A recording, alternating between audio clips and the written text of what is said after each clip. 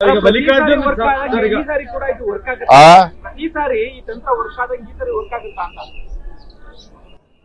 ತಂತ್ರ ಕುತಂತ್ರಗಳಿಗೆ ಅದರದ್ದೇ ಆದಂತ ಇತಿಮಿತಿಗಳು ಇರ್ತದೆ. ಇವತ್ತು ಸಿದ್ದರಾಮಯ್ಯನವರು ಡಿ.ಕೆ. ಶಿವಕುಮಾರ್ ಮಧ್ಯೆ ಕಾಂಗ್ರೆಸ್ ಹೈಕಮಾಂಡ್ ಮಟ್ಟದಲ್ಲಿ ಕಾಂಗ್ರೆಸ್ ಮುಖಂಡರು ಹೇಳೋ ರೀತಿಯಲ್ಲಿ 2.5 ವರ್ಷ ಅಂತೇಳಿ ಒಂದು ಅಂಡರ್ಸ್ಟ್ಯಾಂಡಿಂಗ್ ಹೈಕಮಾಂಡ್ ಮಟ್ಟದಲ್ಲಿ ಆಗಿದೆ. ಈಗ ರಾಜೀನಾಮೆ ಕೊಡಲೇಬೇಕಾದಂತ ಹಾಸ್ಪಿಟಾಲಿಟಿ ಕ್ಷೇತ್ರದಲ್ಲಿ ಜಾಗತಿಕ ವೃತ್ತಿಯ ಕನಸು ಇದೆಯಾ? ಜಾಗತಿಕ ಅಧ್ಯಯನ ಉದ್ಯೋಗ ಅವಕಾಶಗಳೊಂದಿಗೆ ಭಾರತದ ನಂಬರ್ 1 IIHM ನಲ್ಲಿ ಓದಿ ಪ್ರವೇಶ ಆರಂಭವಾಗಿದೆ. ಈಗಲೇ ಸೇರಿ. ಸನ್ನಿವೇಶ ನಿರ್ಮಾಣ ಆಗಿದೆ. ಹಾಗಾಗಿ ಈ ರೀತಿ ತಂತ್ರ ಕುತಂತ್ರ ನಡೀತದೆ.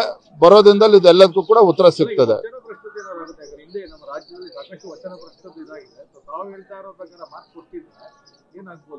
ಇದನ್ನ ಸಿದ್ದರಾಮಯ್ಯನವರಿಗೆ ಪ್ರಶ್ನೆನ ತಾವು ಕೇಳಬೇಕು. ಸಿದ್ದರಾಮಯ್ಯನವರು ಇಲ್ಲ ಅಂತ ಹೇಳಿದ್ರೆ ಸುಖ ಸುಮ್ಮನೆ ಈ ರೀತಿ ಸಮಾವೇಶಗಳನ್ನ ಮಾಡ್ತಕ್ಕಂಥ ಸನ್ನಿವೇಶ ಈಗಂತೂ ಇಲ್ಲ. ಈ ಸರ್ಕಾರ ಬಂದು 2.5 ವರ್ಷ ತುಂಬ್ತಾ ಇದೆ. ಏನ್ ಸಾಧನೆ ಮಾಡಿದ್ದಾರೆ? ಅವತ್ತು ರಾಜ್ಯದ ಜನ ಇವತ್ತು ಇಡೀ ಶಾಪವನ್ನು ಹಾಕ್ತಾ ಇದ್ದಾರೆ ಕಾಂಗ್ರೆಸ್ ಸರ್ಕಾರಕ್ಕೆ. ಆಡಳಿತ ಯಂತ್ರ ಸಂಪೂರ್ಣವಾಗಿ ಕುಸಿದು ಬಿದ್ದಿದೆ.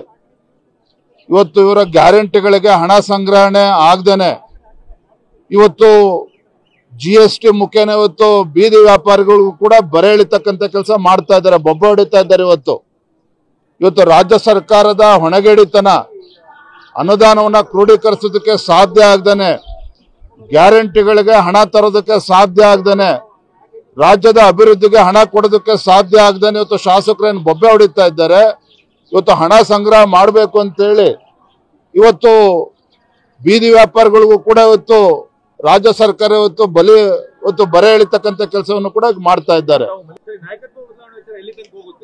ನೋಡಿ, ನವೆಂಬರ್ನಲ್ಲಿ ಬಿಹಾರ್ ಎಲೆಕ್ಷನ್ ಮುಂಚೆನೆ ಪ್ರಾರಂಭ ಆಗ್ತದೋ ಬಿಹಾರ್ ಎಲೆಕ್ಷನ್ ನಂತರ ಗೊತ್ತಾಗುತ್ತೆ. ಕರ್ನಾಟಕ ರಾಜ್ಯದಲ್ಲಿ ಇವತ್ತು ಒಂದು ರಾಜಕೀಯ ಬಹಳ ಮಹತ್ವವಾಗಿರ್ತಕ್ಕಂಥ ಬೆಳವಣಿಗೆ ನಡೀತಕ್ಕಂಥದ್ದು ನಿಶ್ಚಿತ. ಯಾರು ಕೂಡ ತಪ್ಪಿಸೋದಕ್ಕೆ ಸಾಧ್ಯ ಇಲ್ಲ.